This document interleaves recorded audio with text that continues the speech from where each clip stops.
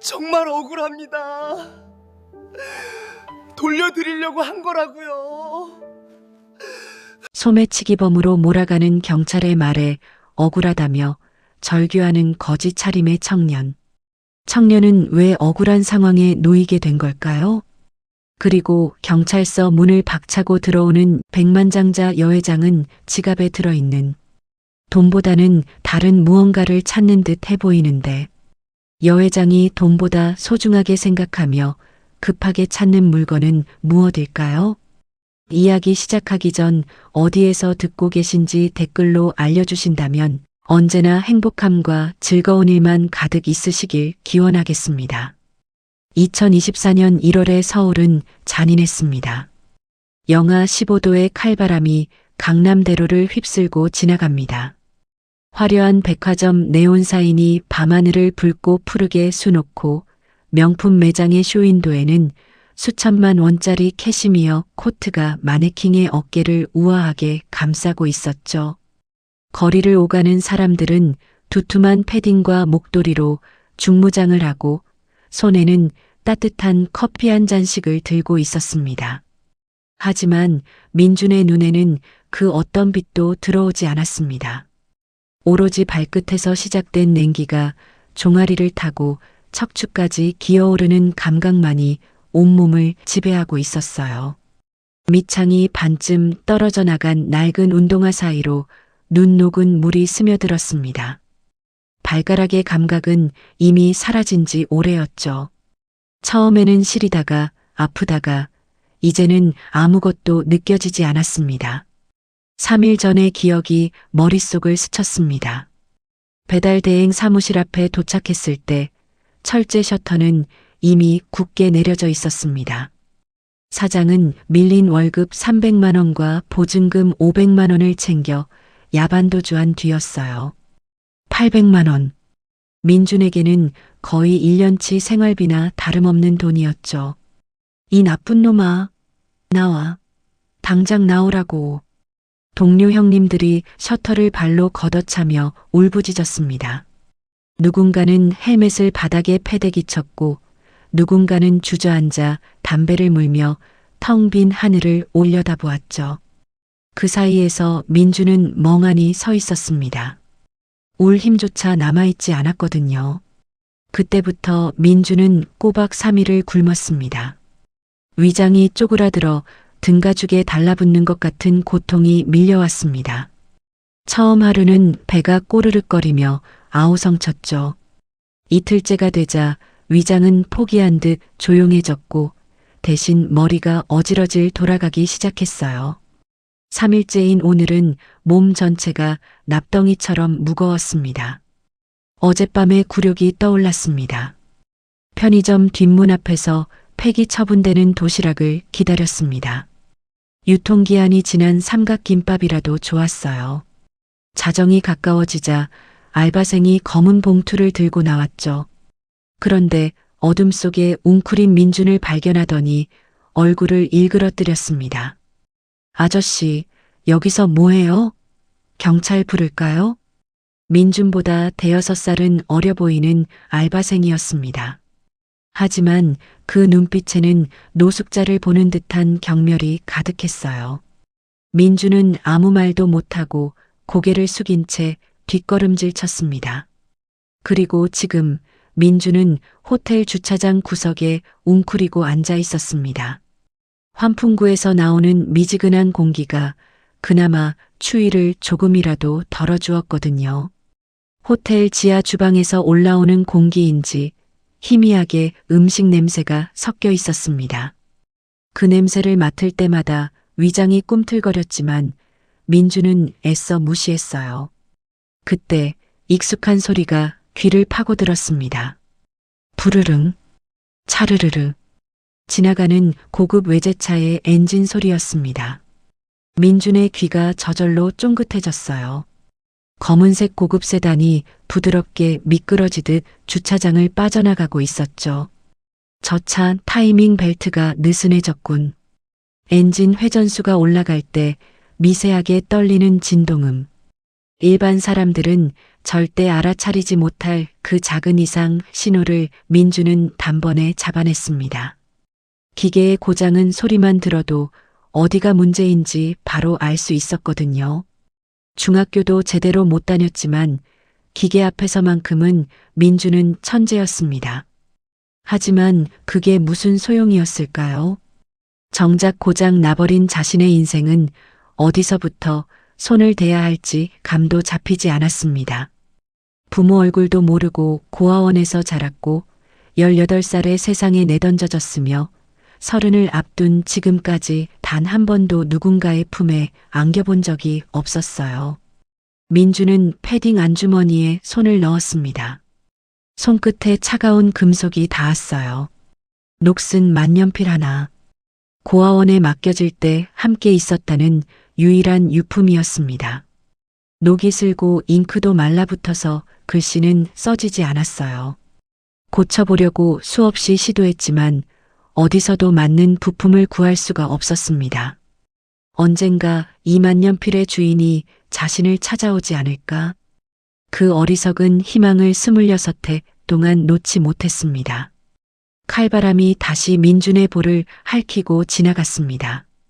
코끝이 빨갛게 얼어붙었고 눈가가 시렸어요. 그래, 난 원래 이런 놈이지. 아무것도 가진 게 없는 세상에서 가장 초라한 유령 같은 놈. 그의 목소리는 바람에 흩어져 사라졌습니다.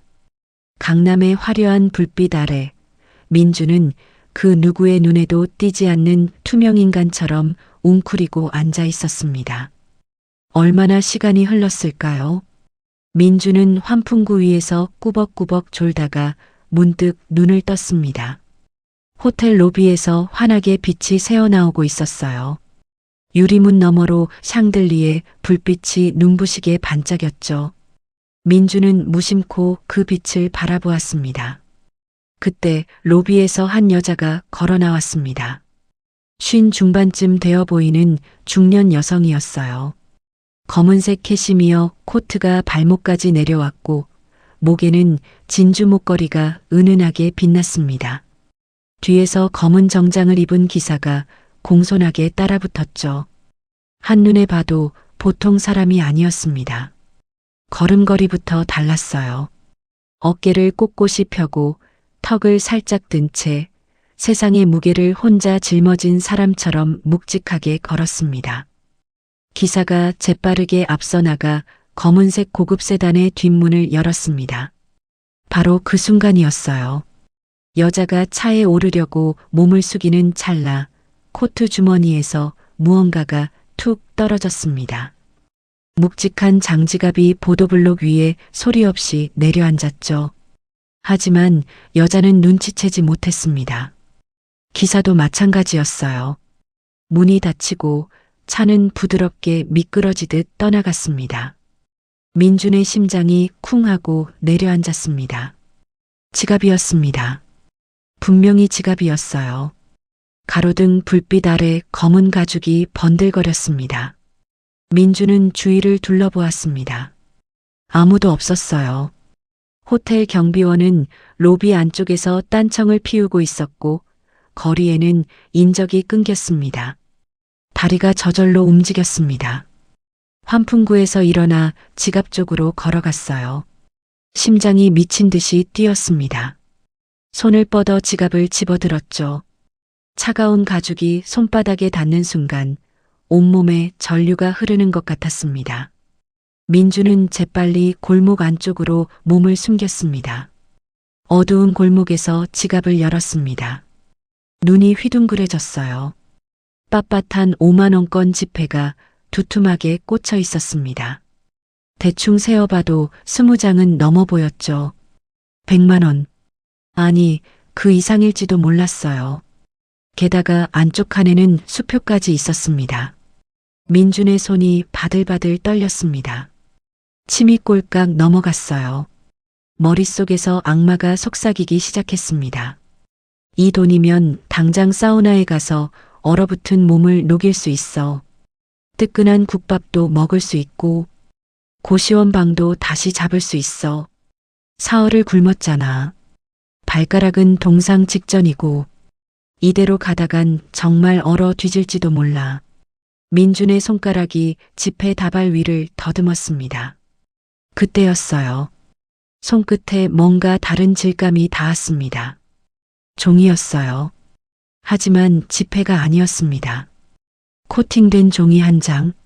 지갑 가장 깊숙한 곳에 소중하게 끼워져 있었죠. 민주는 그것을 조심스럽게 꺼냈습니다. 가로등 불빛 아래 비춰보았어요. 숨이 멎는 것 같았습니다. 그것은 아이가 그린 그림이었어요.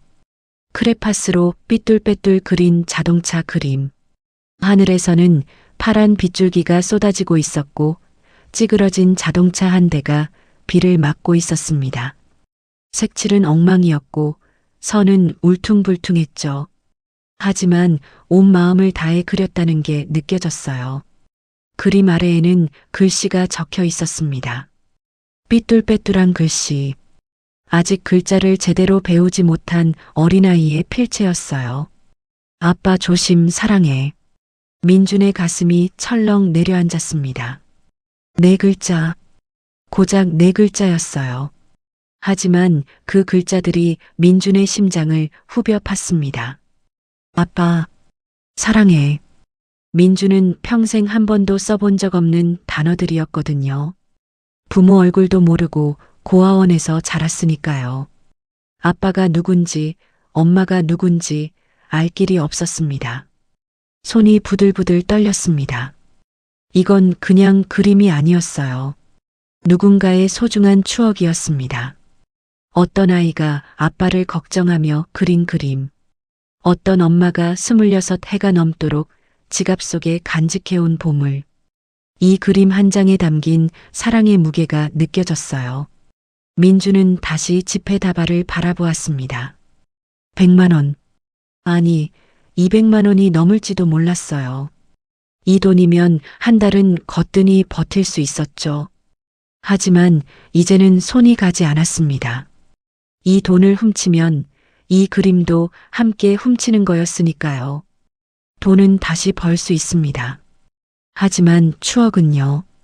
사랑은요? 그건 돈으로 살 수 없는 거잖아요. 민주는 천천히 지갑을 닫았습니다. 사흘을 굶은 거지였습니다. 발가락 감각도 없고 갈 곳도 없었죠. 하지만 남의 소중한 추억까지 훔치는 도둑놈이 되고 싶지는 않았어요. 그건 자신에게 남은 마지막 자존심이었습니다. 민주는 파출소를 향해 발걸음을 옮겼습니다.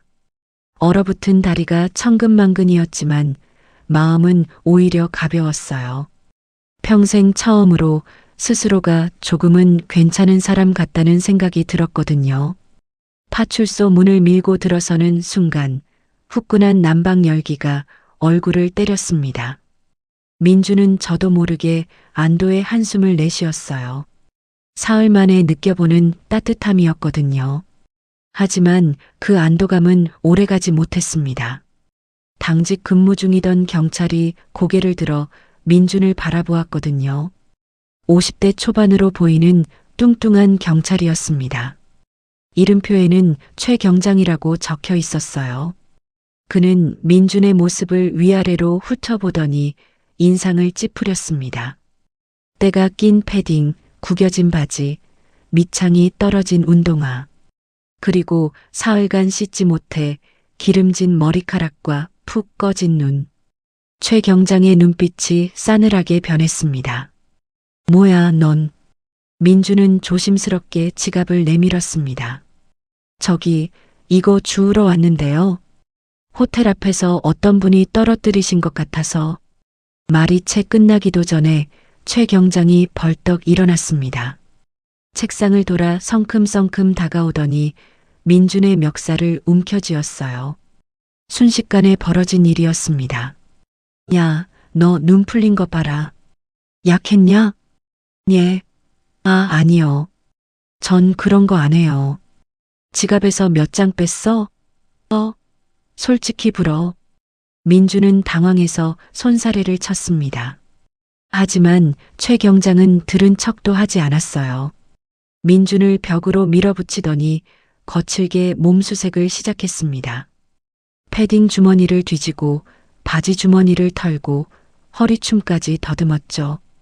그때 패딩 안주머니에서 무언가가 바닥으로 떨어졌습니다. 땡그랑. 녹슨 만년필이었어요.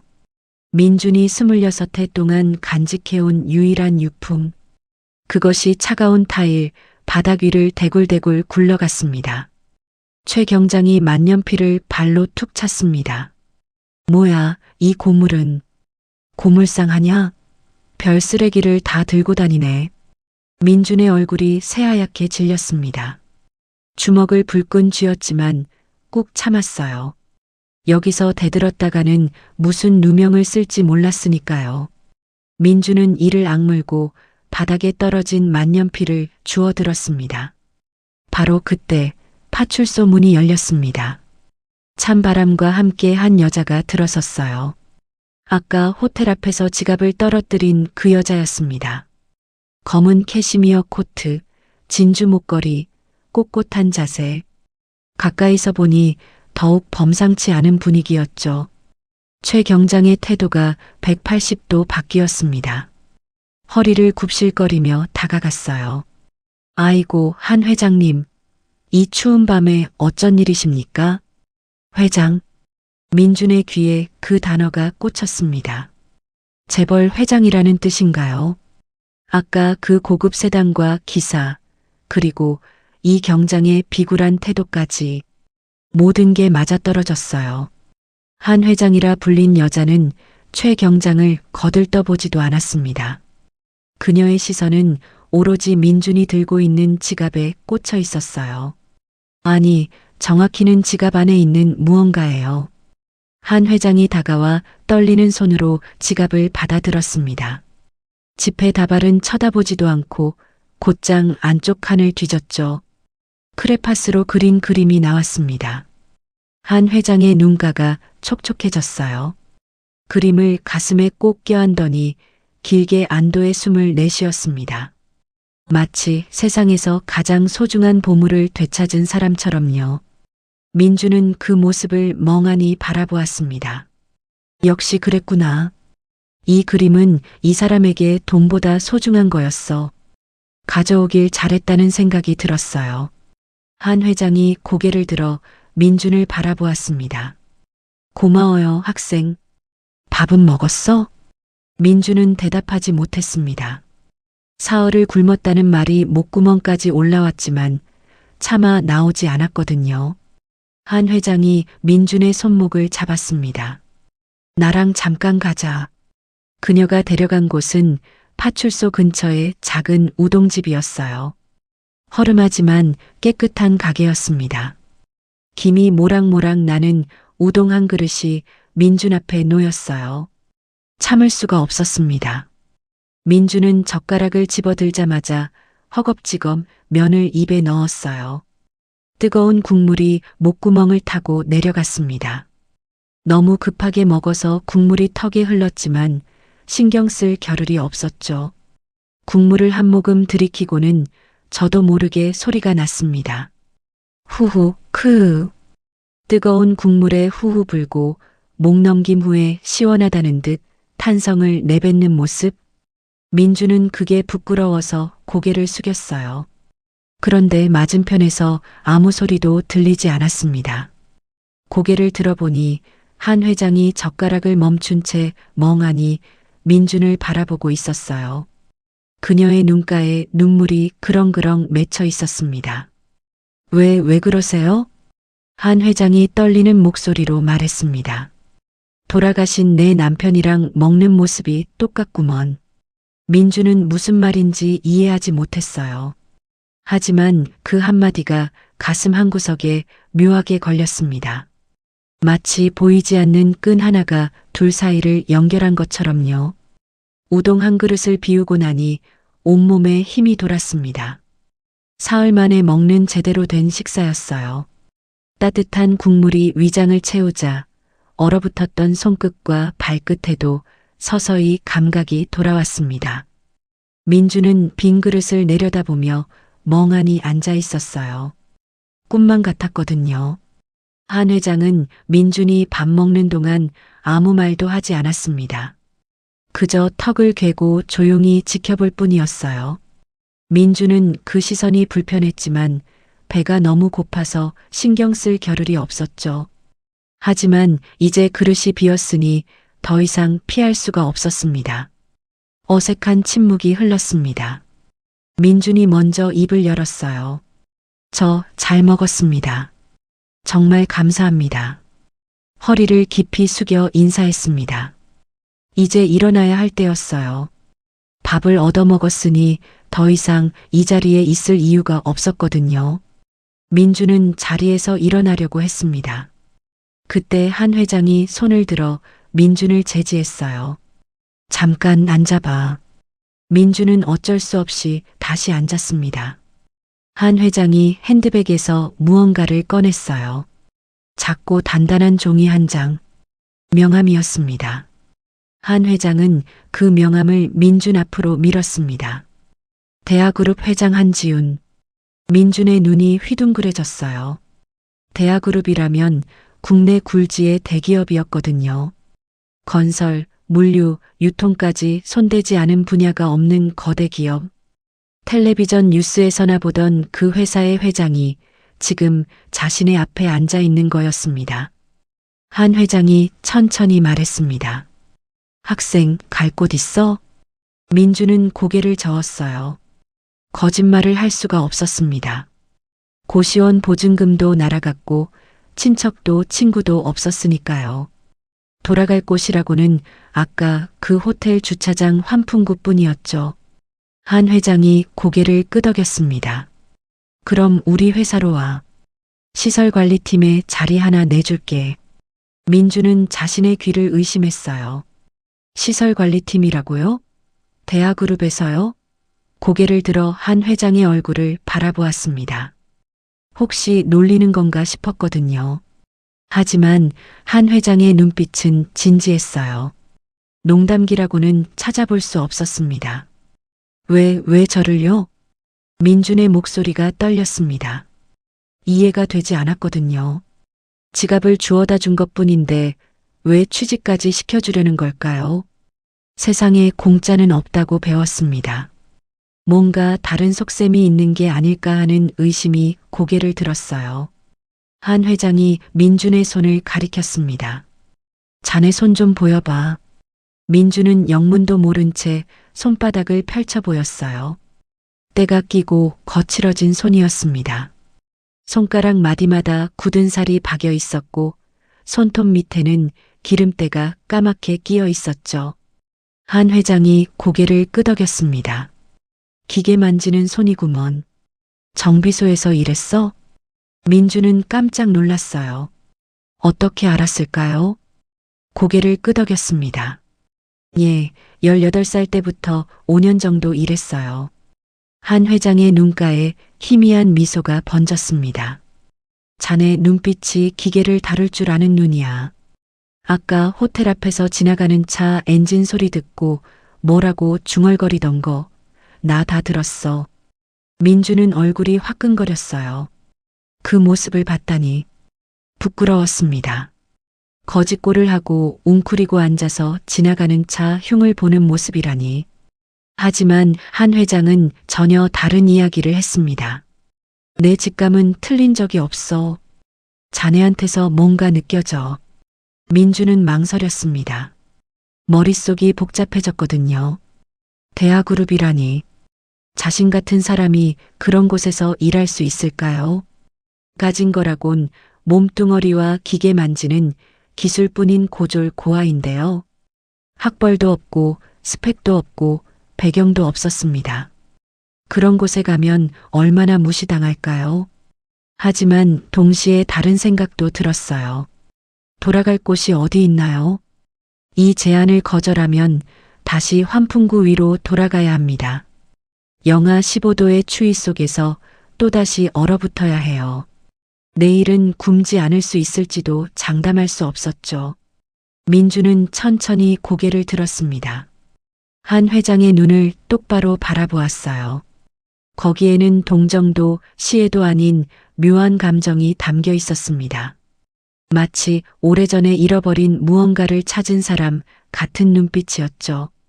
민주는 깊이 허리를 숙였습니다. 열심히 하겠습니다. 그 한마디가 입 밖으로 나오는 순간 민준의 인생이 완전히 달라지기 시작했습니다. 아직은 몰랐어요. 이 결정이 자신을 어디로 데려갈지, 그리고 이 여자가 자신에게 어떤 존재인지. 하지만 운명의 톱니바퀴는 이미 돌아가기 시작했습니다. 한 회장이 자리에서 일어나며 말했어요. 내일 아침 9시까지 본사 로비로 와. 늦지 마. 민주는 고개를 끄덕였습니다. 가슴이 두근거렸어요. 두려움과 기대가 뒤섞인 이상한 떨림이었습니다. 어쩌면 이게 자신의 인생에서 처음이자 마지막 기회일지도 모른다는 생각이 들었거든요. 다음 날 아침 8시 반. 민주는 대하그룹 본사 앞에 서 있었습니다. 약속 시간보다 30분이나 일찍 도착했어요. 어젯밤 한 회장이 소개해준 찜질방에서 씻고 새로 산 싸구려 셔츠와 바지를 입었습니다. 그래도 여전히 초라해 보였죠. 하지만 최선을 다한 모습이었어요. 본사 건물은 상상 이상으로 거대했습니다. 유리로 된 40층짜리 빌딩이 하늘을 찌를 듯 솟아 있었어요. 입구에서부터 고급스러운 대리석 바닥이 깔려 있었고 정장을 빼입은 직원들이 바쁘게 오갔습니다. 민주는 저도 모르게 움츠러들었어요. 자신의 낡은 운동화가 눈에 들어왔거든요. 어젯밤 씻기는 했지만 신발까지 새로 살 돈은 없었습니다. 로비로 들어서는 순간 몇몇 직원들이 민준을 힐끗 쳐다보았습니다. 수군거리는 소리가 들렸어요. 저 사람 뭐야? 배달부인가? 아니, 복장이 좀 그렇잖아. 노숙자 아냐? 민주는 들리지 않는 척했습니다. 이런 시선에는 익숙했거든요. 고아원에서 자랄 때부터 늘 받아온 눈초리였습니다. 하지만 그렇다고 상처가 안 되는 건 아니었어요. 가슴 한구석이 쓰렸습니다. 그때 민준의 눈에 무언가가 들어왔습니다. 로비 한가운데 서 있는 거대한 괴종시계였어요. 높이가 3미터는 넘어 보였습니다. 금빛 테두리에 정교한 조각이 새겨져 있었고 문자판은 상아색이었죠. 한눈에 봐도 오래되고 값비싼 골동품이었습니다. 그런데 이상한 점이 있었어요. 시계바늘이 9시에 멈춰 있었습니다. 분침도 시침도 초침도 모두 꼼짝하지 않았죠. 민주는 고개를 갸웃거렸습니다.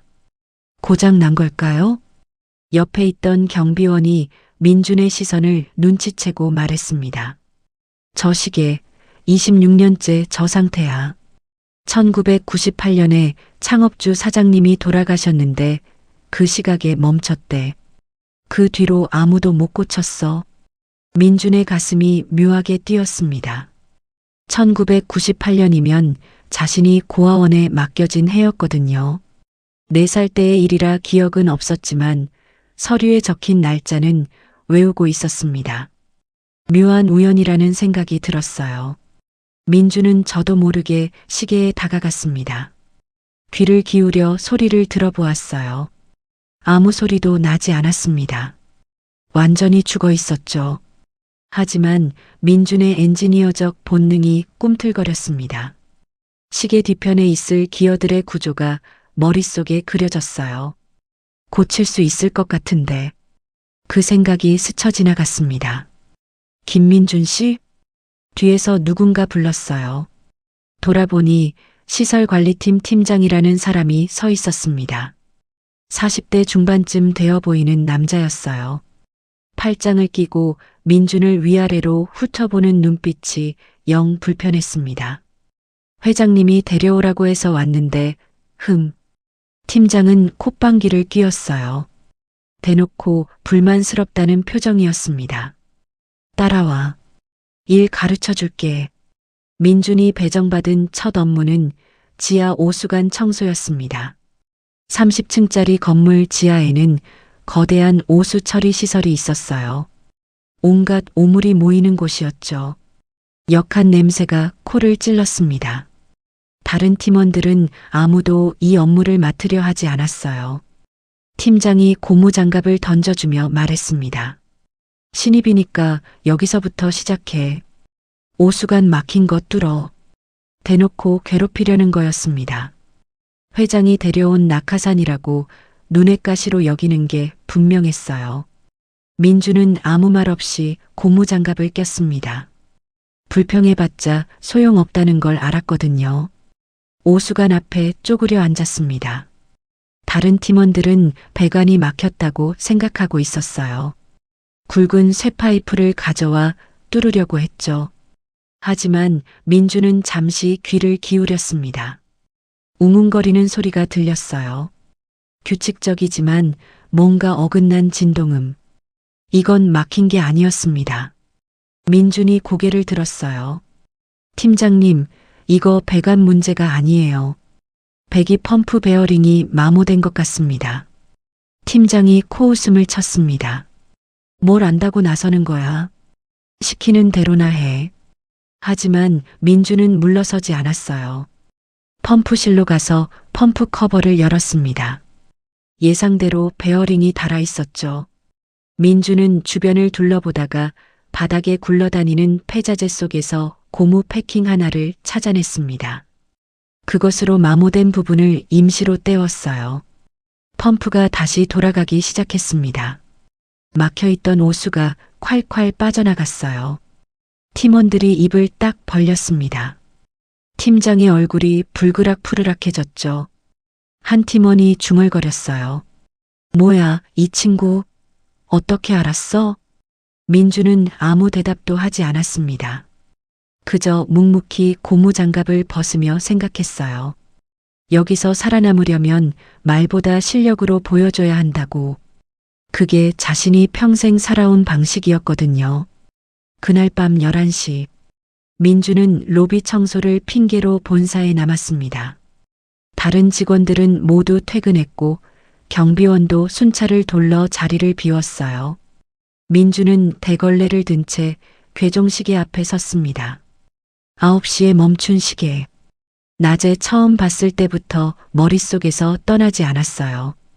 26년 동안 아무도 고치지 못했다는 말이 오히려 민준의 승부욕을 자극했습니다.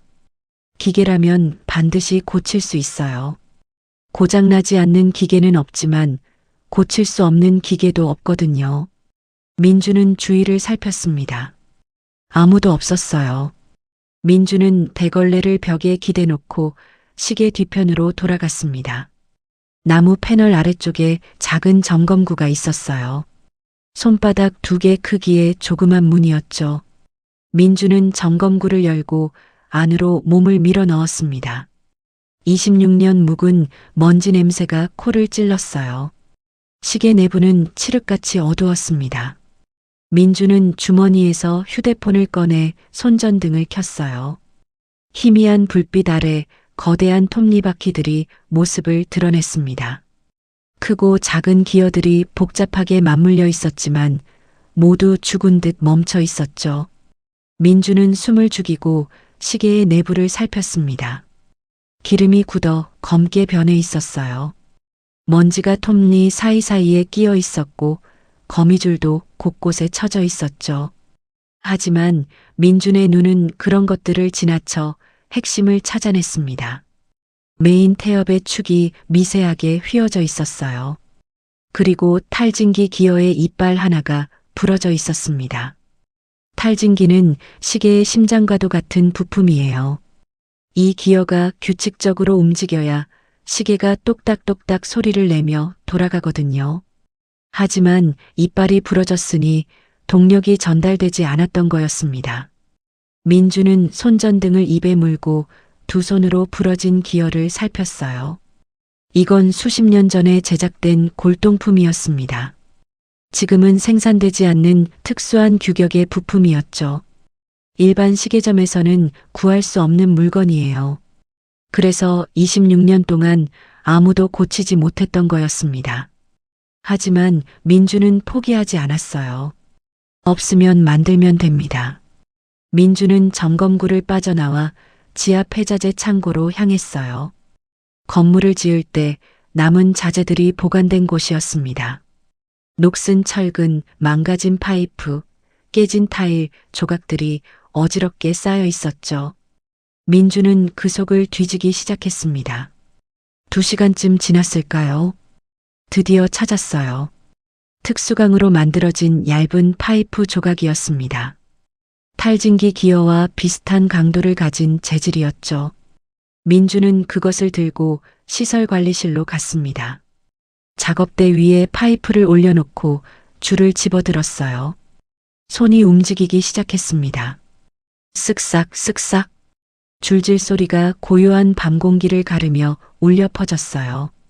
민주는 부러진 기어, 이빨의 모양을 머릿속에 그리며 파이프를 깎아나갔습니다. 밀리미터 단위의 정밀한 작업이었죠. 손가락에 물집이 잡혔습니다. 피가 배어나왔지만 멈추지 않았어요. 그라인더로 표면을 갈고 다시 줄로 다듬고 또 갈고 새벽 3시가 넘어서야 작은 기어, 이빨 하나가 완성되었습니다. 민주는 그것을 손바닥 위에 올려놓고 바라보았어요. 완벽했습니다. 민주는 다시 시계 내부로 들어갔어요. 굳어버린 기름을 닦아내고 새 기어 이빨을 끼워 넣었습니다. 휘어진 태엽축도 조심스럽게 교정했죠. 손끝이 까맣게 기름에 물들었지만 신경 쓰지 않았어요. 모든 작업이 끝난 건 새벽 5시였습니다.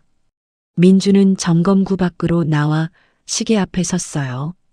심호흡을 하고 태엽을 감았습니다. 천천히 조심스럽게 태엽이 팽팽하게 당겨졌어요. 손을 뗐습니다. 틱! 작은 소리가 났어요. 민준의 심장이 멈추는 것 같았습니다. 톡! 틱! 톡! 초침이 움직이기 시작했어요. 천천히 하지만 분명하게. 26년 동안 죽어있던 시계가 다시 살아난 거였습니다. 민준의 눈에 눈물이 핑 돌았어요. 피곤함 때문인지 감격 때문인지 알 수 없었습니다. 시계는 묵묵히 시간을 새겨나갔어요. 5시 58분, 5시 59분, 그리고 6시, 땡, 땡, 땡, 땡, 땡, 땡. 6번의 종소리가 텅 빈 로비에 울려 퍼졌습니다. 웅장하고 깊은 소리였어요. 민주는 그 소리를 들으며 바닥에 털썩 주저앉았습니다. 온몸에 힘이 빠져나가는 것 같았어요. 하지만 기분은 이상하게 좋았습니다. 뭔가 해냈다는 느낌이 들었거든요. 평생 아무것도 가진 게 없는 인생이었습니다. 하지만 이 순간만큼은 자신이 가치 있는 사람이라는 생각이 들었어요. 남들이 26년 동안 못 고친 시계를 자신의 손으로 고쳤으니까요. 민주는 지친 몸을 이끌고 일어났습니다. 아침 9시가 되면 이 시계가 종을 칠 거예요. 그때 사람들이 어떤 표정을 지을지 궁금했습니다. 특히 한 회장은 어떤 반응을 보일까요? 민주는 기대와 불안이 뒤섞인 마음으로 아침을 기다렸습니다. 아침 9시 정각. 땡, 땡, 땡, 땡, 땡, 땡, 땡, 땡, 땡. 9번의 종소리가 대하그룹 본사 로비에 울려 퍼졌습니다. 웅장하고 깊은 울림이었어요. 출근하던 직원들이 일제히 발걸음을 멈추고 고개를 돌렸습니다. 모두의 시선이 로비 중앙의 괴종시계로 향했죠. 시계바늘이 움직이고 있었습니다. 26년 동안 9시에 멈춰있던 그 시계가 다시 돌아가고 있었어요. 직원들 사이에서 웅성거리는 소리가 퍼져나갔습니다. 저거 시계가 움직이잖아. 말도 안 돼. 누가 고친 거야? 그때 엘리베이터 문이 열리고 한 회장이 나타났습니다. 그녀는 평소처럼 꼿꼿한 자세로 로비를 가로질러 걸어오고 있었어요. 그러다 종소리를 듣고 멈춰섰습니다. 고개를 천천히 들어 시계를 바라보았죠. 그녀의 두 눈이 휘둥그레 커졌습니다. 틱, 톡, 틱, 톡. 초침이 규칙적으로 움직이고 있었어요. 분침도 시침도 제자리를 찾아 돌아가고 있었습니다. 한 회장의 입술이 파르르 떨렸어요. 눈가에 눈물이 그렁그렁 맺혔습니다. 누가 이 시계를 고친 거야? 비서가 황급히 다가와 보고했습니다. 확인해 보니 시설관리팀 신입 직원이 밤새 작업했다고 합니다. 김민준이라는 직원입니다. 한 회장의 눈빛이 흔들렸어요. 그녀는 곧장 시설관리팀으로 향했습니다. 민준은 밤샘 작업으로 지친 몸을 이끌고 청소도구를 정리하고 있었어요. 한 회장이 다가오자 화들짝 놀라 허리를 숙였습니다. 회장님. 한 회장은 아무 말 없이 민준을 바라보았어요. 그 눈빛에는 복잡한 감정이 담겨 있었습니다. 놀라움, 감사함, 그리고 뭔가 더 깊은 무언가. 고마워. 그 시계가 내게 얼마나 소중한지 모를 거야. 민주는 어쩔 줄 몰라 했어요. 아닙니다. 그냥 기계가 멈춰 있는 게 마음에 걸려서요. 한 회장이 희미하게 미소를 지었습니다. 자네 손 좀 보자. 민주는 얼떨결에 손을 내밀었어요. 밤새 줄지를 한 탓에 손바닥에는 물집이 잡혀 있었고 손가락 마디마다 상처가 나 있었죠. 한 회장이 그 손을 가만히 들여다보았습니다. 이렇게까지 했어? 민주는 부끄러워서 손을 빼려고 했어요. 그 순간 작업복 소매가 팔꿈치 위로 걷어 올려졌습니다. 한 회장의 시선이 민준의 팔꿈치에 멈췄어요. 선명한 흉터가 있었습니다. 지그재그 모양으로 팔꿈치 안쪽을 가로지르는 흉터.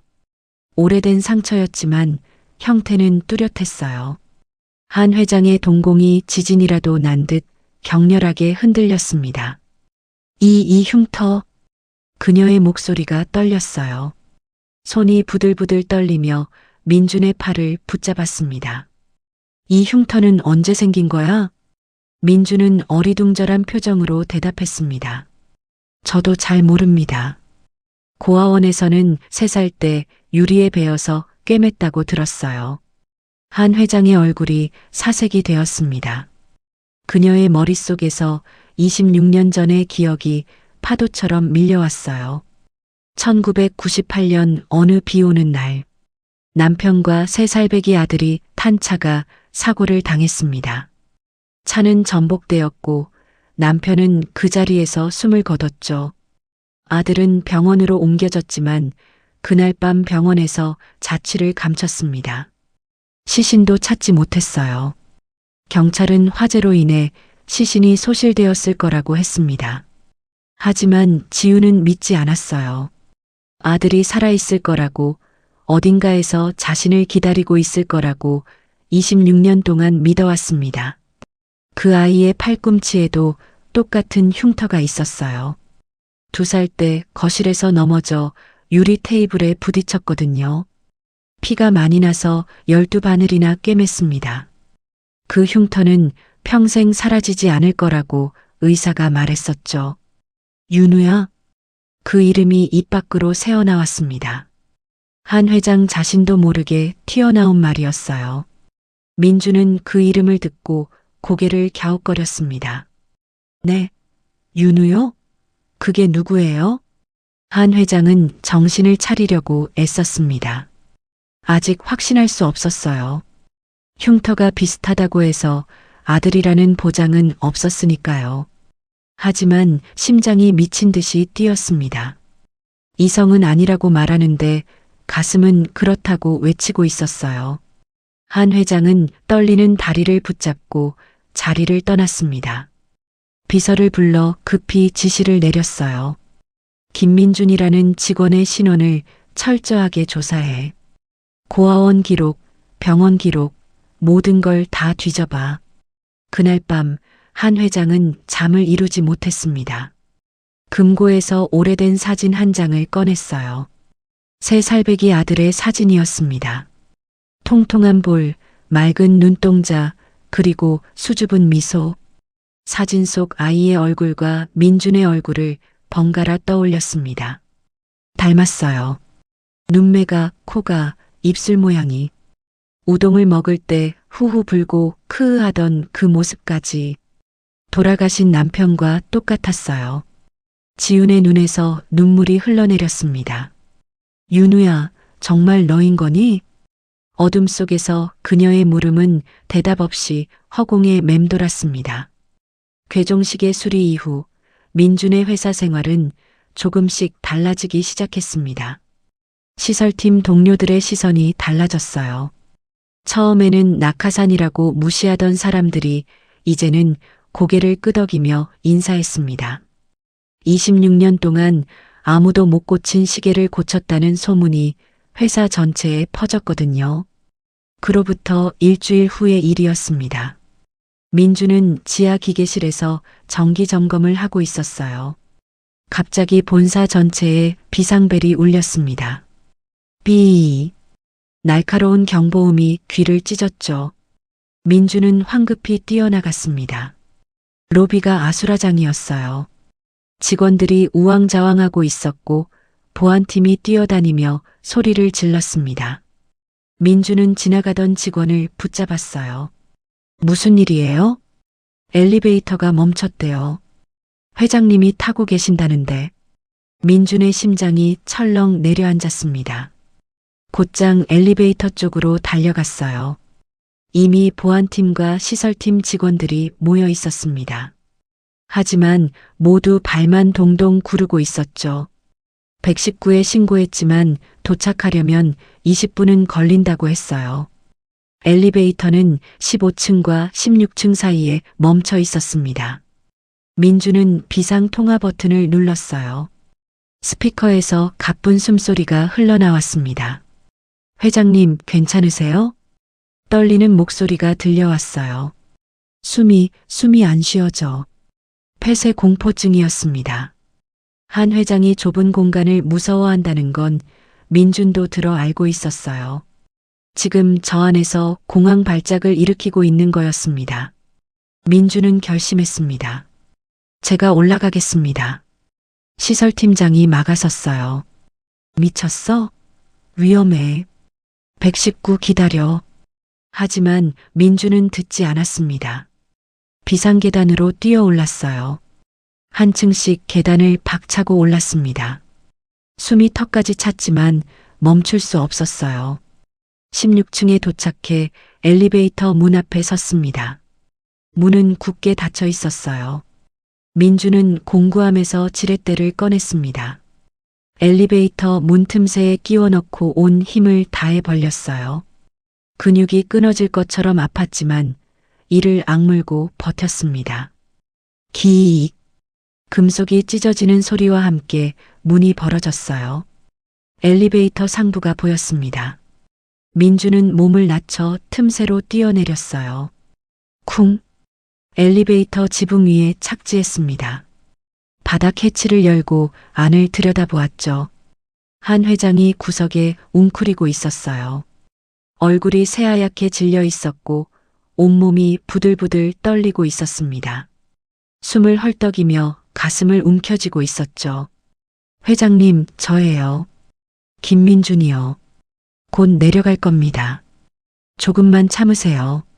민준은 엘리베이터 기계실을 살폈습니다. 수동 유압 밸브를 찾았어요. 몽키 스패너로 밸브를 조작하기 시작했습니다. 유압이 서서히 빠지면서 엘리베이터가 천천히 내려갔어요. 15층에 도착하자 문이 열렸습니다.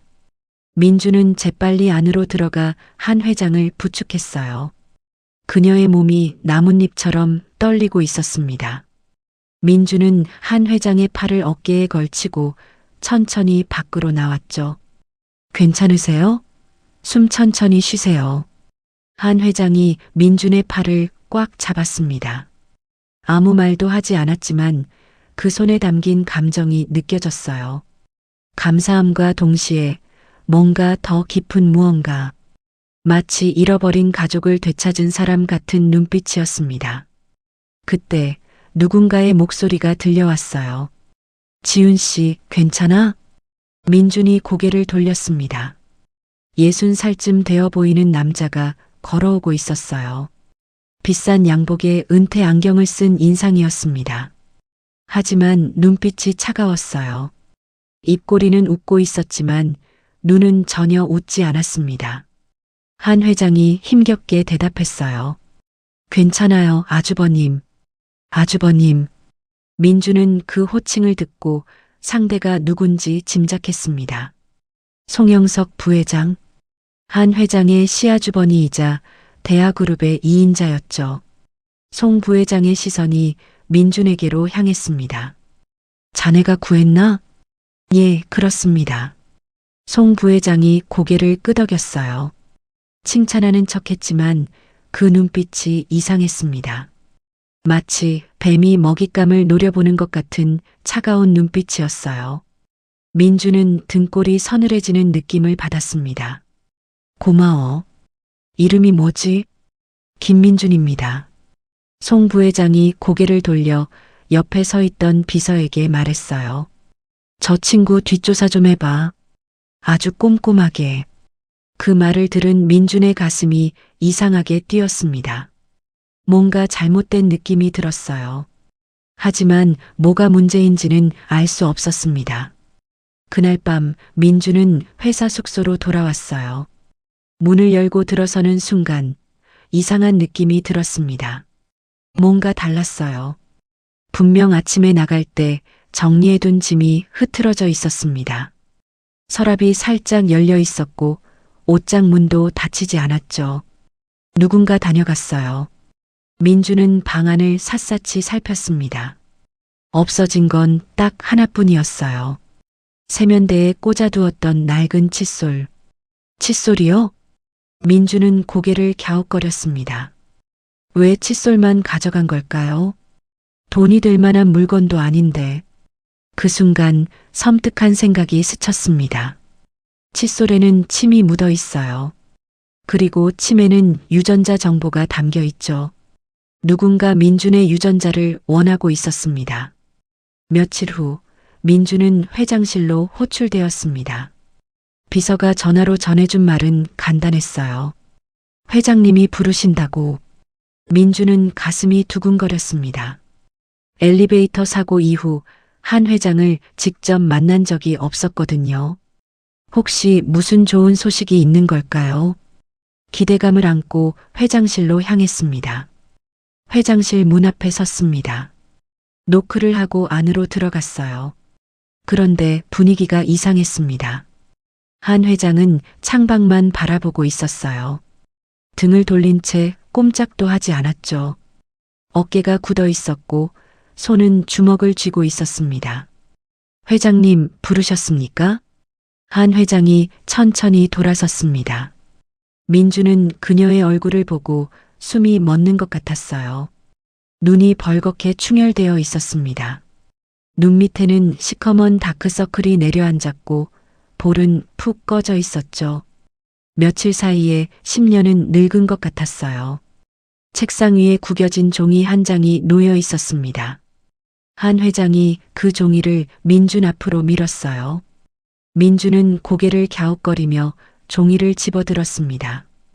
유전자 검사 결과서였어요. 맨 아래에 굵은 글씨로 결론이 적혀 있었습니다. 친자관계 불성립. 민준은 멍하니 그 글자를 바라보았습니다. 친자관계라고요. 무슨 말인지 이해가 되지 않았어요. 왜 자신의 유전자를 검사한 걸까요? 그리고 누구와의 친자관계를 확인한 걸까요? 회장님, 이게 무슨... 말이 채 끝나기도 전에 한 회장이 손을 들어 민준을 제지했습니다. 나가봐. 목소리가 얼음장처럼 차가웠어요. 민준은 당황해서 한 발짝 다가갔습니다. 회장님, 무슨 일이신지 말씀해 주세요. 제가 뭘 잘못했습니까? 한 회장이 눈을 질끈 감았어요. 입술을 깨물었습니다. 무언가를 참고 있는 것 같았죠. 잘못한 거 없어. 그냥 앞으로 내 눈에 띄지 마. 민주는 심장이 쿵 하고 내려앉는 느낌을 받았습니다. 왜요? 왜 갑자기 이러시는 거예요? 물어보고 싶었지만 한 회장의 표정이 더 이상의 대화를 거부하고 있었어요. 민주는 고개를 숙이고 회장실을 나왔습니다. 복도를 걸으며 머릿속이 하얘졌어요. 대체 뭐가 어떻게 된 걸까요? 유전자 검사라니, 친자 관계라니. 그 순간 퍼즐 조각들이 머릿속에서 맞춰지기 시작했습니다. 한 회장이 자신을 처음 봤을 때 보인 반응. 우동집에서 죽은 남편과 먹는 모습이 똑같다던 말. 흉터를 보고 떨리던 손. 윤우라고 불렀던 그 이름. 설마 한 회장이 자신을 아들이라고 생각했던 걸까요? 그래서 유전자 검사를 한 거였을까요? 하지만 결과는 불성립이었습니다. 자신은 한 회장의 아들이 아니었던 거예요. 민준의 가슴이 텅 빈 것처럼 허전해졌습니다. 이상했어요. 자신은 원래 고아였습니다. 부모가 없다는 건 26해 동안 알고 있던 사실이었죠. 그런데 왜 이렇게 마음이 아픈 걸까요?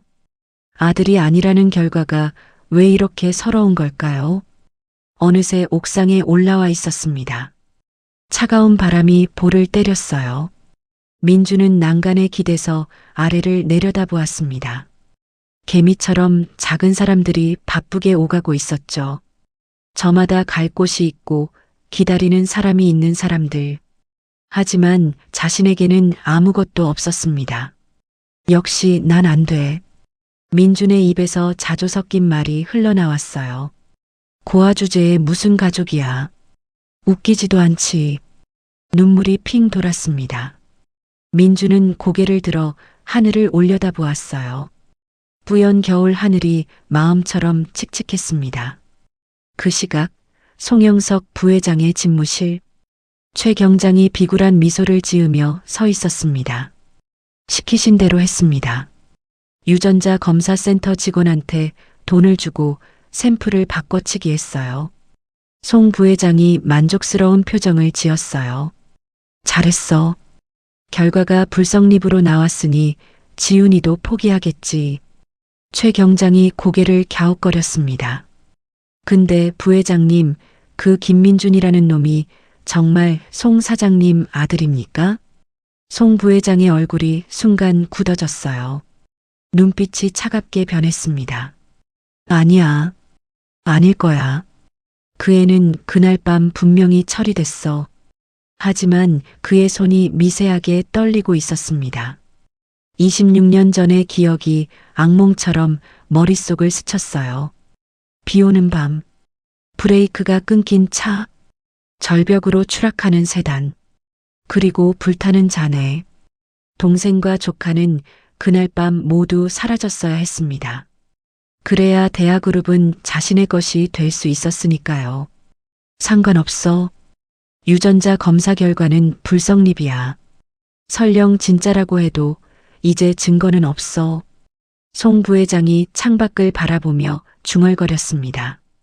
그래도 혹시 모르니까 좀 더 지켜봐. 그리고 기회가 되면 조용히 처리해. 최 경장이 고개를 숙였어요. 알겠습니다. 그림자처럼 어두운 계략이 민준을 향해 서서히 다가오고 있었습니다. 유전자 검사 결과가 나온 후에도 송 부회장은 불안했습니다. 서재에서 위스키를 마시며 창밖을 바라보았어요. 26년 전의 기억이 자꾸만 떠올랐습니다. 비 오던 밤 동생의 차에 손을 댄 것, 브레이크 호스를 끊어놓은 것, 절벽 아래로 추락하는 차를 지켜본 것. 동생은 그 자리에서 숨을 거뒀어요. 하지만 조카는 달랐습니다. 병원으로 옮겨졌고 그날 밤 형석은 최 경장을 시켜 아이를 데려가게 했어요. 어디론가 버려졌을 겁니다. 3살배기 아이가 혼자서 살아남을 리 없다고 생각했죠. 그런데 김민준이라는 놈은 너무 닮았어요. 동생의 얼굴을, 코를, 눈매를 그대로 빼닮았습니다. 유전자 검사 결과는 불성립으로 조작했지만 마음 한구석이 계속 찜찜했어요. 만약 진짜라면, 만약 그 아이가 살아서 돌아온 거라면. 형석은 술잔을 내려놓고 전화기를 들었습니다. 최 경장, 그 김민준이라는 놈 말이야. 좀 더 확실하게 처리해야겠어. 다음 날 저녁 폭우가 쏟아지기 시작했습니다. 민준은 퇴근 준비를 하고 있었어요. 그때 시설팀장이 다가왔습니다. 김민준, 급한 일이야. 파주 창고에 자재가 잘못 배송됐대. 오늘 밤까지 가져와야 해. 민준은 고개를 끄덕였어요. 이상하다는 생각은 들었지만 거부할 수 없었습니다. 아직 수습 기간이었으니까요. 주차장에는 낡은 1톤 트럭 한 대가 배정되어 있었어요. 민준은 트럭에 올라타 시동을 걸었습니다. 엔진 소리가 이상하게 거칠었어요. 정비를 제대로 안 한 차 같았죠. 하지만 시간이 없었습니다. 민준은 그대로 출발했어요. 빗줄기가 점점 거세졌습니다. 와이퍼가 좌우로 움직이며 유리창을 쓸어냈어요. 슉, 슉, 슉. 규칙적인 소리가 귀에 박혔습니다. 민준은 핸들을 꽉 쥐고 전방을 주시했어요. 그런데 이상한 일이 벌어졌습니다. 와이퍼 소리를 들을 때마다 머리가 지끈지끈 아파왔어요. 마치 누군가 머릿속을 망치로 두드리는 것 같았죠. 눈앞이 뿌옇게 흐려졌습니다. 그리고 기억의 파편이 튀어나왔어요.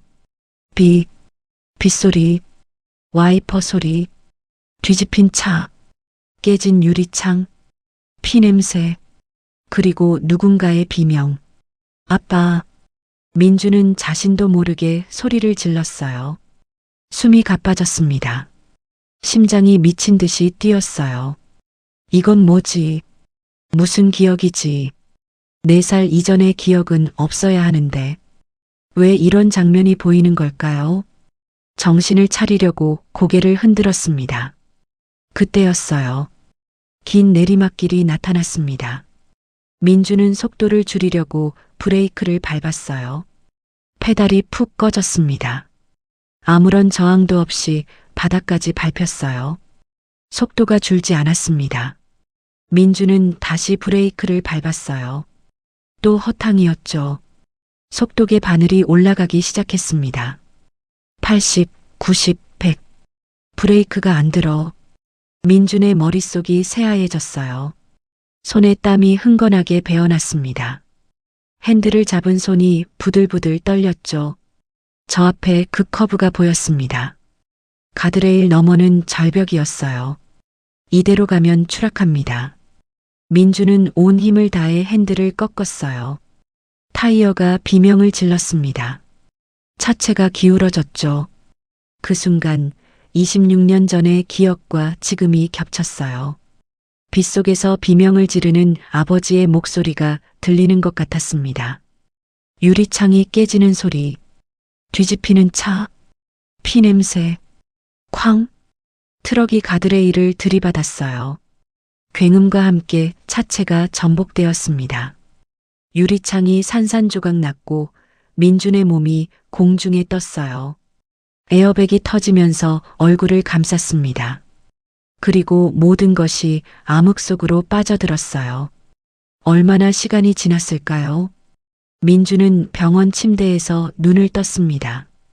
온몸이 붕대로 감겨 있었어요.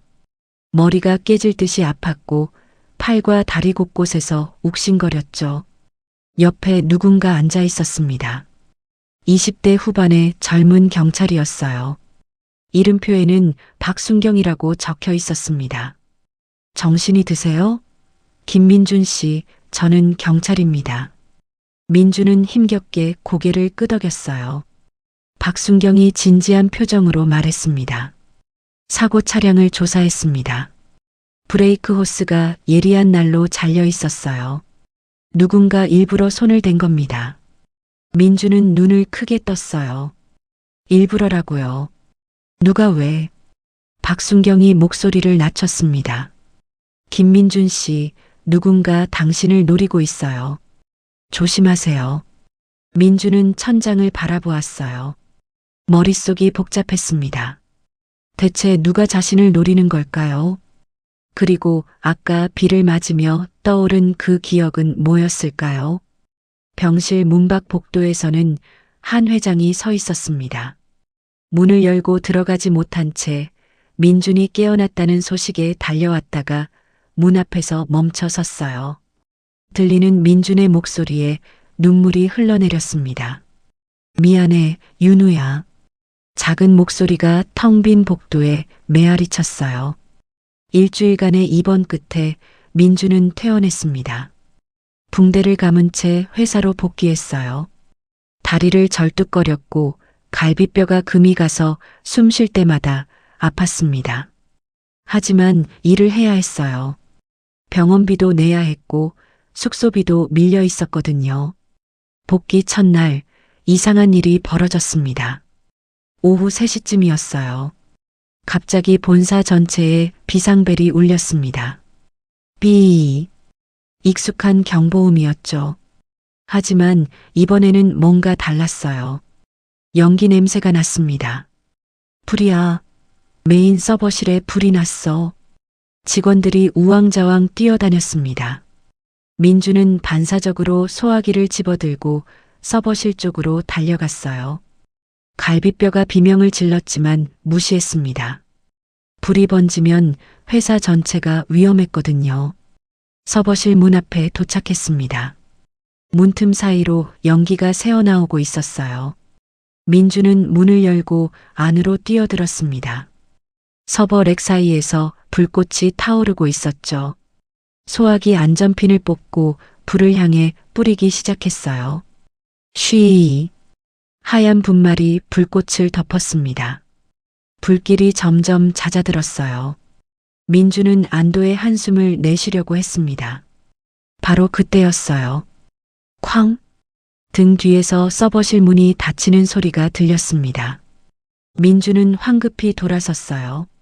문으로 달려가 손잡이를 잡아당겼습니다. 꿈쩍도 하지 않았어요.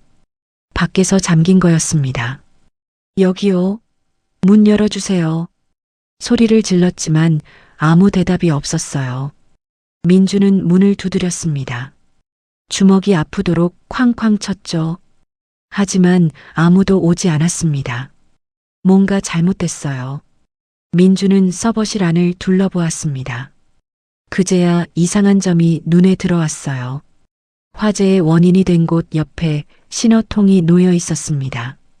그리고 자신의 공구함이 뚜껑이 열린 채 바닥에 널브러져 있었죠. 분명 자신이 가져온 게 아닌데 함정이었어요. 30분 후 서버실 문이 열렸습니다. 보안팀과 경찰이 우르르 들어왔어요. 맨 앞에 최 경장이 서 있었습니다. 그의 얼굴에 음흉한 미소가 번져 있었죠. 현행범 체포. 최 경장이 소리쳤어요. 민주는 영문도 모른 채 벽에 밀쳐졌습니다. 거친 손이 양팔을 비틀어 뒤로 젖혔어요. 차가운 수갑이 손목에 채워졌습니다. 뭐라는 겁니까? 저는 불을 끌어온 거예요. 민준이 억울함을 호소했지만 아무도 듣지 않았어요. 최 경장이 민준의 공구함을 가리켰습니다. 증거물이다. 여기서 훔친 마스터키랑 신호통이 발견됐어. 이자가 서버실에 불을 질렀다. 민주는 눈이 휘둥그레졌어요. 마스터키라고요. 신호통이라고요. 자신은 그런 것 본 적도 없었습니다. 누군가 자신의 공구함에 넣어둔 거였어요. 저 아닙니다. 누명이에요. 아무리 소리쳐도 소용없었습니다. 민주는 수갑이 채워진 채 로비로 끌려 나왔어요. 직원들이 양쪽으로 줄지어 서서 수군거렸습니다. 손가락질하는 사람도 있었죠. 민주는 고개를 들 수가 없었어요. 바로 그때 송영석 부회장이 나타났습니다. 그는 천천히 걸어와 민준 앞에 섰어요. 주위 사람들이 물러나자 그가 민준의 귀에 대고 속삭였습니다. 방화범 누명을 쓰면 오래 들어가 있어야 할 거야. 감옥에서 조용히 썩어. 거기선 내가 어떻게 되든 아무도 신경 안 써. 민주는 소름이 돋았어요.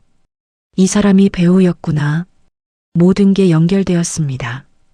유전자 검사 조작, 브레이크 사고, 그리고 이번 방화 누명까지. 왜 저한테 이러시는 겁니까? 민준이 떨리는 목소리로 물었어요. 송 부회장이 차갑게 웃었습니다. 넌 몰라도 돼. 그냥 운이 나빴다고 생각해. 그 말을 남기고 송 부회장은 돌아섰어요. 민주는 경찰차에 실려 연행되었습니다. 창밖으로 대하그룹 본사가 멀어지는 게 보였어요.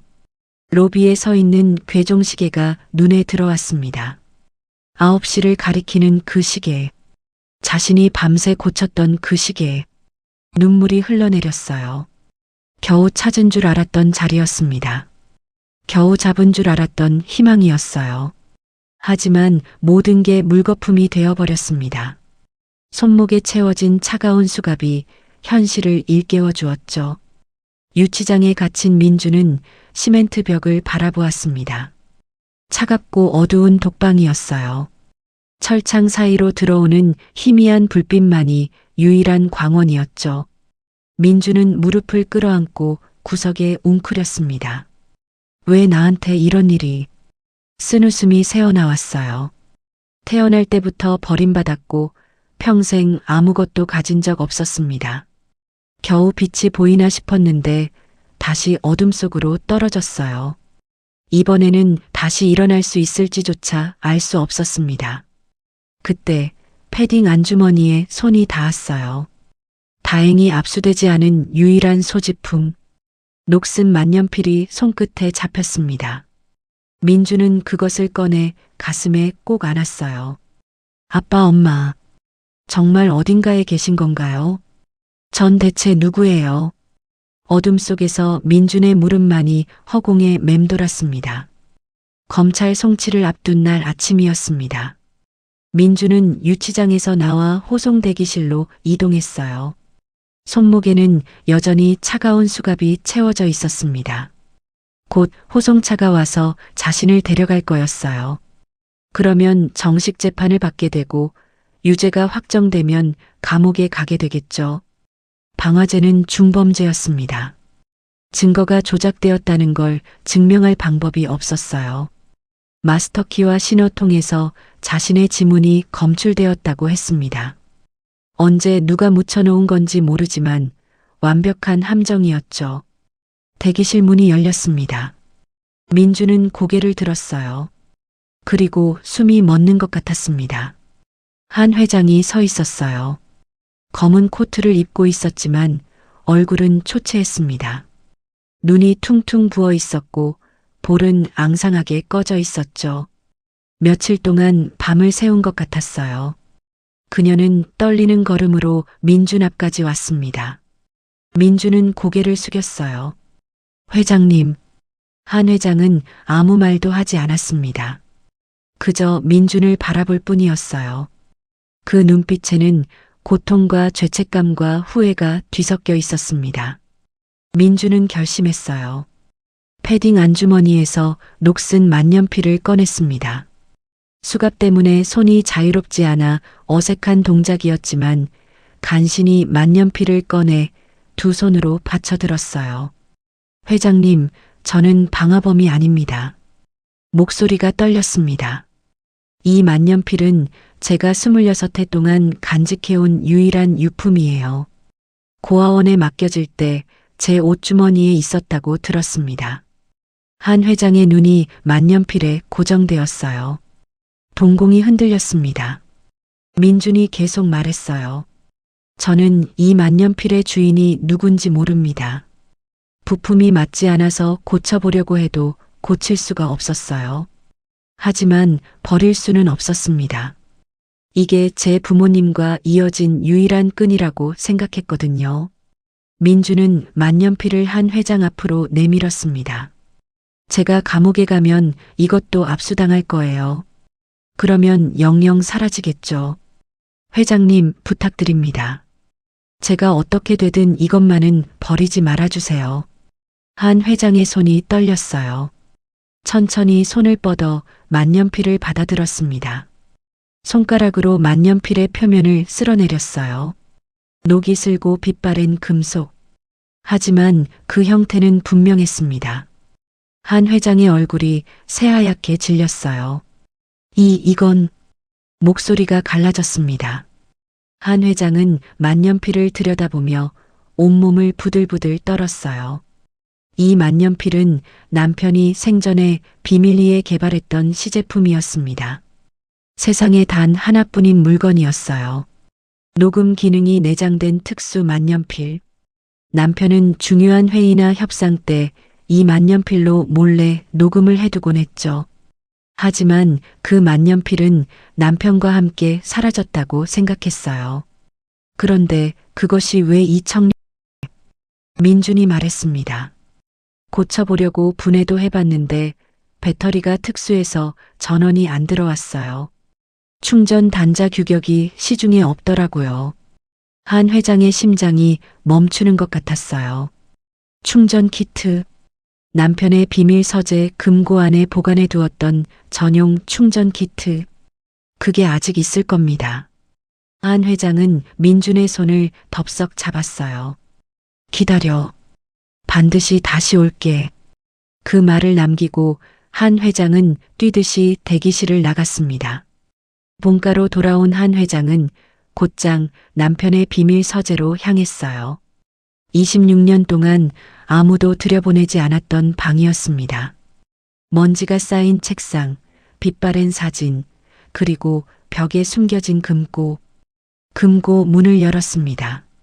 그 안에 작은 상자가 있었어요. 한 회장은 떨리는 손으로 상자를 꺼냈습니다. 뚜껑을 열자 전용 충전 키트가 나타났죠. 26년 만에 보는 물건이었어요. 만년필을 충전 키트에 연결했습니다. 불빛이 깜빡였어요. 배터리가 충전되고 있었습니다. 30분쯤 지났을까요? 충전 완료 표시등이 켜졌어요. 한 회장은 심호흡을 하고 재생 버튼을 눌렀습니다. 치지직. 잡음이 흘러나왔어요. 그리고 곧 선명한 목소리가 들리기 시작했습니다. 1998년 그날 밤 차량 핸즈프리 스피커폰을 통해 녹음된 음성이었어요. 남편의 목소리였습니다. 형님, 브레이크가 안 듣습니다. 이거 형님이 손댄 겁니까? 그리고 차갑고 냉정한 목소리가 이어졌어요. 미안하구나, 동생아. 대하그룹은 내 거야. 너랑 내 아들까지 싹 다 내 앞에서 치워야겠어. 한 회장의 온몸이 굳어버렸습니다. 그 목소리의 주인은 시아주버니 송영석이었어요.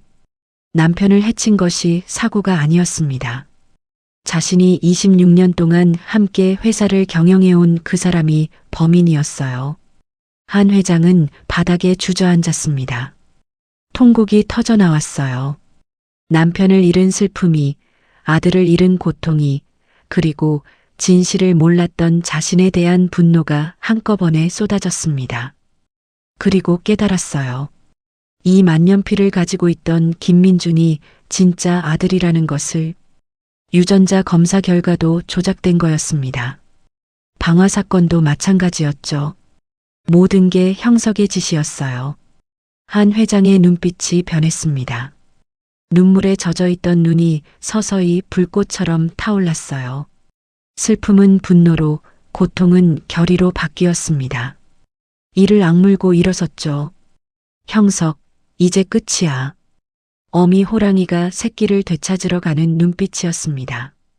그날 밤 민주는 예상치 못한 곳에서 눈을 떴습니다. 유치장이 아니었어요. 깨끗한 침대, 하얀 시트, 은은한 조명. 어디선가 따뜻한 온기가 느껴졌습니다. 민주는 벌떡 몸을 일으켰어요. 손목에 채워져 있던 수갑이 풀려 있었습니다. 정신이 드니? 익숙한 목소리가 들렸어요. 고개를 돌리니 한 회장이 침대 옆 의자에 앉아 있었습니다. 그녀의 눈가는 붉게 부어 있었지만 눈빛은 이전과 완전히 달랐어요. 따뜻하고 애틋하고 그리고 뭔가 확신에 찬 눈빛이었습니다. 회장님, 여기가 어디예요? 저는 왜? 한 회장이 민준의 손을 덥석 잡았어요. 박순경이 도와줬어. 병원 진료를 핑계로 너를 빼왔어. 여긴 내 별장이야. 아무도 모르는 곳이지. 민주는 어리둥절했습니다. 대체 무슨 일이 벌어진 걸까요? 아침에 만년필을 건넨 뒤로 기억이 끊겼어요. 호송차에 실리기 직전에 의료팀이 왔고 그 다음은 깜깜했죠. 한 회장이 천천히 입을 열었습니다. 그 만년필 충전해서 들어봤어. 민준의 눈이 커졌어요. 녹음이 있었어. 26년 전 그날 밤의 녹음이. 한 회장의 목소리가 떨렸습니다. 눈가에 눈물이 맺혔어요. 내 남편을 해친 게 누군지 알게 됐어. 시아주번이었어. 그리고 내가 진짜 내 아들이라는 것도. 민주는 심장이 멈추는 것 같았어요. 진짜 아들이라고요. 자신이요. 26해 동안 부모 얼굴도 모르고 살아온 자신이 이 사람의 아들이라고요. 그게 무슨 말이 제대로 나오지 않았습니다. 한 회장이 품에서 종이 한 장을 꺼냈어요. 유전자 검사 결과서였습니다. 하지만 이번에는 달랐어요. 맨 아래에 굵은 글씨로 적혀 있었습니다. 친자관계 성립. 일치율 99.99%. 오늘 낮에 다른 검사기관에서 다시 했어. 이번에는 내가 직접 지켜봤지.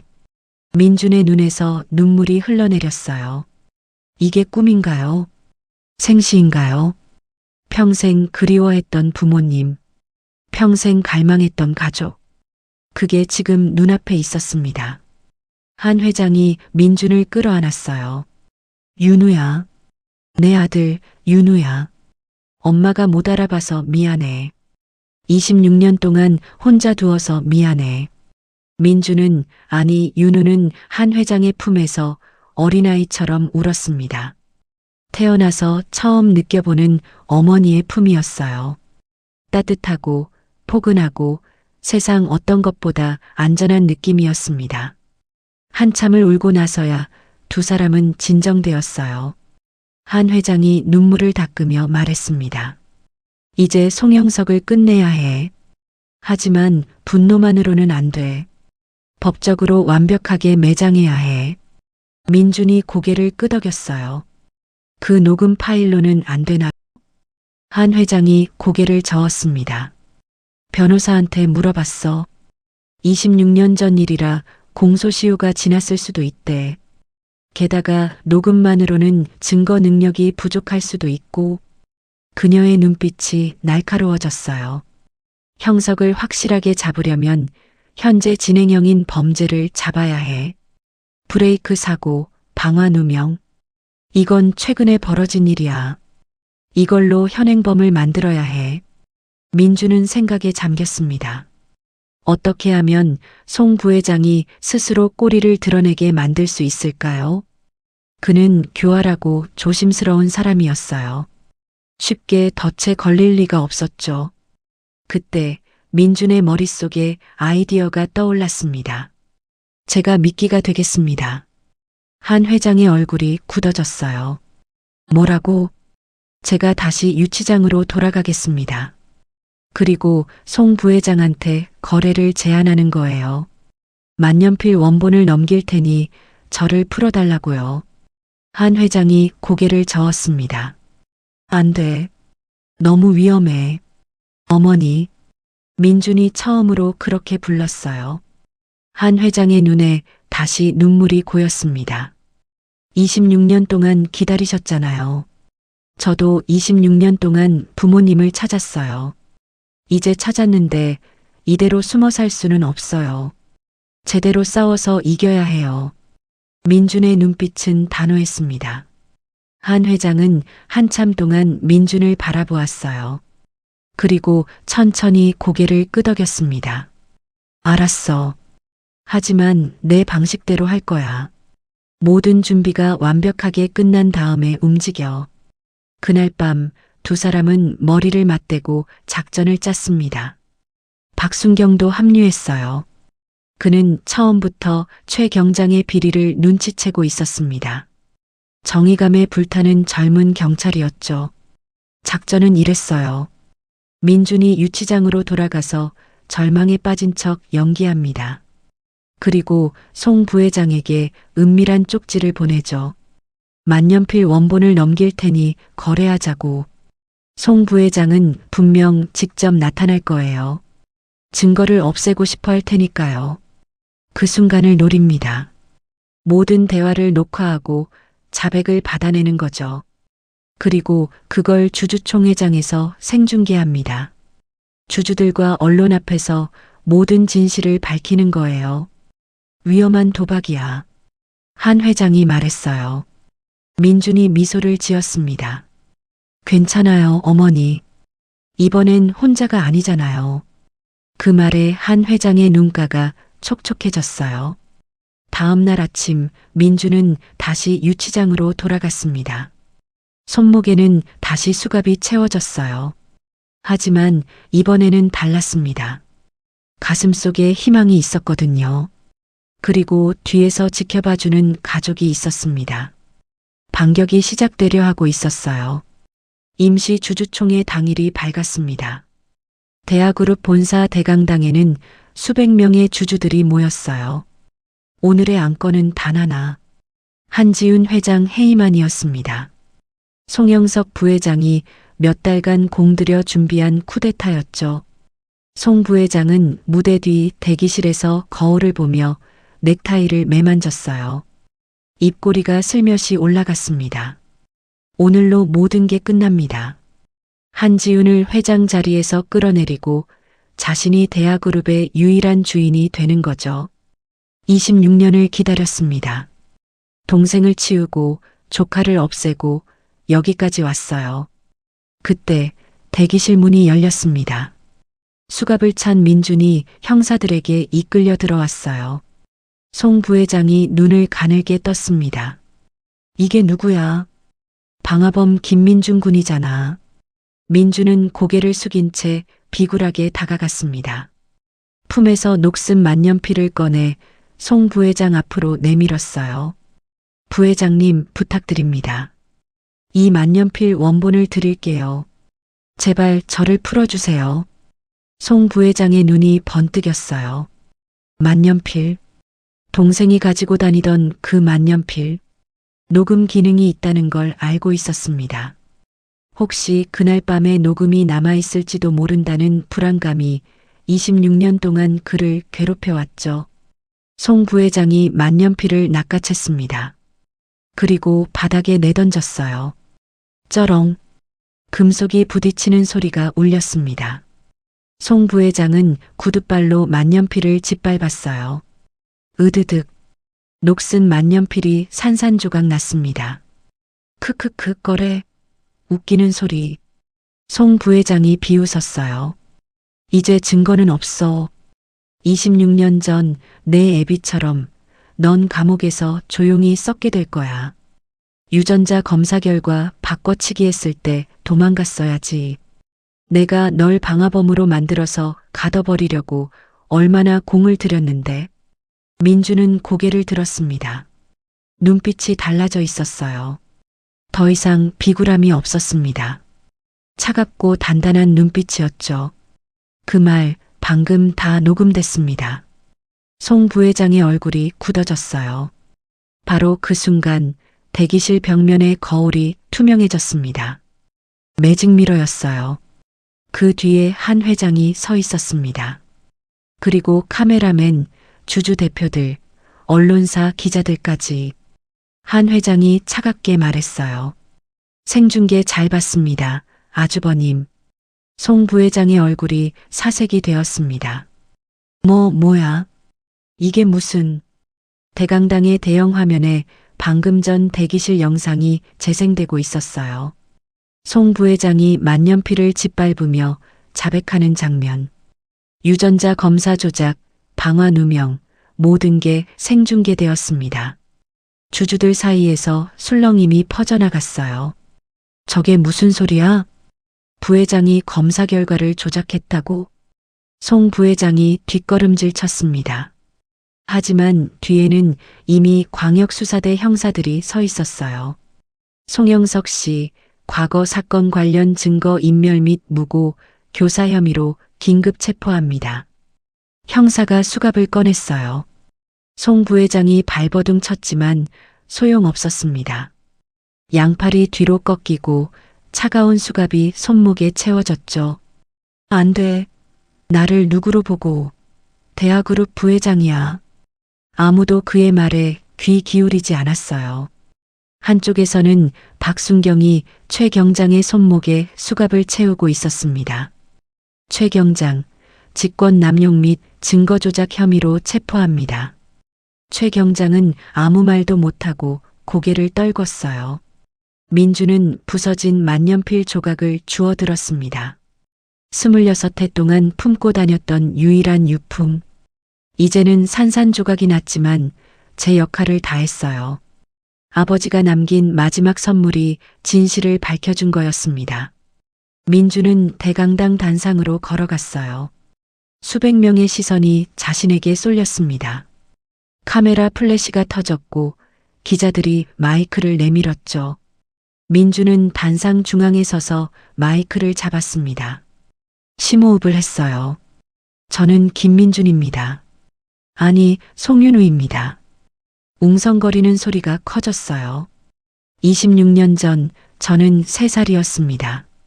아버지와 함께 차를 타고 가다가 사고를 당했어요. 아버지는 그 자리에서 돌아가셨고 저는 누군가에 의해 버려졌습니다.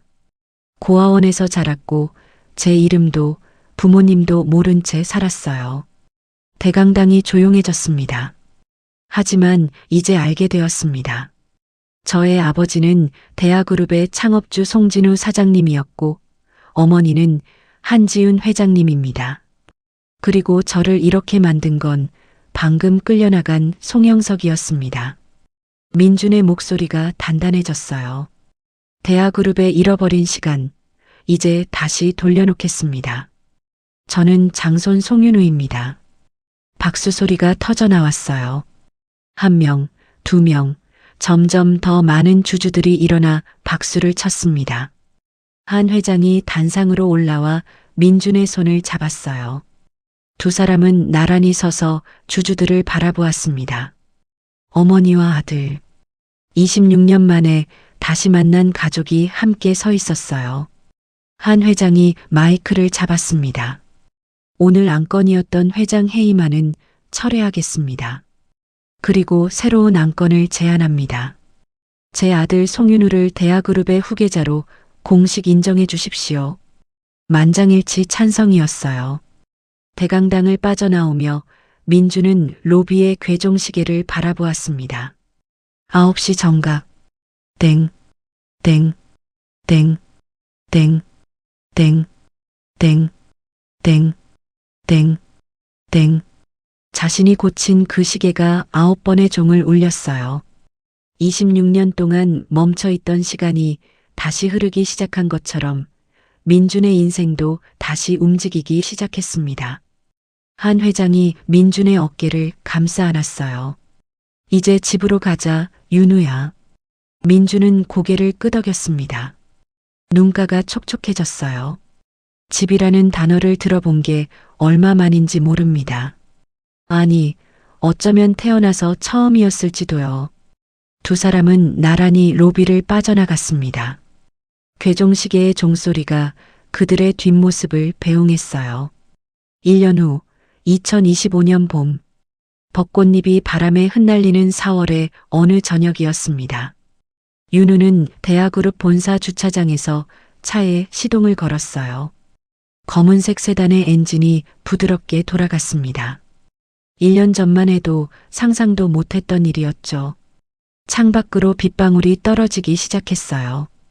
윤우는 잠시 핸들을 잡은 채 멈췄습니다. 1년 전이었다면 이 순간 숨이 막히고 손이 떨렸을 거예요. 비 오는 밤, 브레이크가 끊긴 트럭, 절벽으로 달려가던 공포.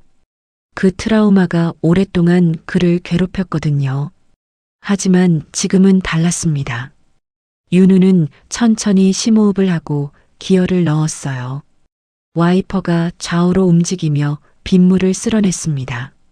슉, 슉, 슉. 그 소리가 더 이상 악몽을 불러오지 않았어요. 전문 상담을 받으며 1년 동안 꾸준히 노력한 결과였죠. 차가 본사를 빠져나왔습니다. 백미러의 대하그룹 건물이 비쳤어요. 윤우는 이제 그곳의 본부장이었습니다. 시설관리팀 신입에서 1년 만에 본부장까지. 물론 피가 섞인 덕분이기도 했지만 그만큼 열심히 일했어요. 새벽까지 서류를 검토하고 현장을 직접 뛰어다니며 배웠죠. 직원들은 처음에 낙하산이라고 수군거렸습니다. 하지만 이제는 달랐어요. 윤우가 기계실 문제를 척척 해결하고 밤새 직원들과 함께 야근하는 모습을 보면서 인정하기 시작했죠. 능력으로 증명하는 것. 그게 윤우의 방식이었습니다. 빗줄기 사이로 본가의 불빛이 보였어요. 윤우는 차를 세우고 현관으로 들어갔습니다. 현관문을 열자마자 따뜻한 온기와 함께 구수한 냄새가 코를 찔렀어요. 감자 수제비 냄새였습니다. 왔니? 주방에서 지훈의 목소리가 들렸어요. 앞치마를 두르고 국자를 휘젓고 있었습니다. 재벌 회장의 모습은 온데간데 없고 그저 아들밥 차려주는 평범한 어머니의 모습이었죠. 윤우는 손을 씻고 식탁에 앉았어요. 김이 모락모락 나는 감자 수제비가 놓였습니다. 하얀 수제비 반죽이 감자, 호박, 양파와 함께 뽀얀 국물 속에서 둥둥 떠다녔어요. 윤우는 숟가락을 들어 국물을 한 입 떠먹었습니다. 따뜻했어요. 몸도 마음도 녹는 것 같았습니다. 1년 전 환풍구 위에서 얼어붙던 그 밤이 떠올랐어요. 사흘을 굶고 아무도 없는 세상에서 혼자라고 생각했던 그때. 지금 이 순간이 얼마나 소중한지 새삼 느껴졌죠. 수제비를 한 점 건져 입에 넣었습니다. 씹는 순간 윤우의 표정이 묘해졌어요. 반죽이 두꺼웠거든요. 너무 두꺼워서 안쪽이 덜 익은 것 같았습니다. 윤우는 입꼬리를 실룩거렸어요. 어머니, 이거 수제비가 아니라 떡인데요? 지훈이 눈을 부릅떴어요. 뭐라고? 아니, 좀 두껍다고요. 덜 익은 것 같기도 하고. 윤우가 장난스럽게 웃으며 말했습니다. 지훈이 국자를 들고 다가왔어요. 윤우의 등짝을 탁 때렸습니다. 이 녀석이 엄마 손맛이 원래 묵직한 거야. 투덜대지 말고 그냥 먹어. 아야. 알았어요. 알았다고요. 윤우가 웃으며 손으로 막았어요. 지훈도 따라 웃었습니다. 두 사람의 웃음소리가 거실 가득 퍼져나갔어요. 이런 거였구나. 가족이라는 게. 평범한 저녁, 맛없는 수제비, 장난치며 다투는 대화. 텔레비전에서나 보던 풍경이 지금 자신의 일상이 되었습니다. 윤우는 가슴이 뭉클해졌어요. 식사를 마치고 거실 소파에 앉았습니다. 지훈이 따뜻한 차를 내왔어요. 두 사람은 나란히 앉아 창밖의 빗줄기를 바라보았습니다. 편안한 침묵이 흘렀어요. 윤우의 시선이 거실 장식장에 멈췄습니다. 그곳에는 두 가지 물건이 나란히 놓여 있었어요. 하나는 말끔하게 수리된 만년필이었습니다. 전문가에게 맡겨보곤 한 거였죠. 비록 녹음 기능은 사라졌지만 아버지의 유품으로서 다시 살아났어요. 그리고 그 옆에는 액자가 하나 있었습니다. 4살 때 크레파스로 그린 그림이었어요. 비를 맞고 서 있는 찌그러진 자동차. 그리고 그 밑에 삐뚤빼뚤 적힌 글씨. 아빠 조심 사랑해. 윤우는 그 그림을 바라보았어요. 27년 전에 자신이 그린 그림이었습니다. 아버지를 걱정하는 마음을 담아 그렸던 거죠. 그리고 그 그림은 어머니의 지갑 속에서 26년을 기다렸어요. 땡. 갑자기 종소리가 울렸습니다. 윤우가 고개를 돌렸어요. 거실 한쪽에 놓인 작은 괴종시계였습니다. 본사 로비에 그 시계를 본떠 만든 미니어처였죠. 땡, 땡, 땡. 땡, 땡, 땡, 땡, 땡, 땡. 9번의 종소리가 거실에 울려 퍼졌습니다. 9시. 모든 게 시작되었던 그 시간. 아버지가 돌아가신 시간이자 본사 로비의 시계가 멈췄던 시간. 그리고 윤우가 그 시계를 다시 움직이게 했던 시간이었어요. 지훈이 윤우의 손을 잡았습니다. 우리 윤우 고생 많았어. 윤우는 어머니의 손을 꼭 쥐었어요. 어머니도요.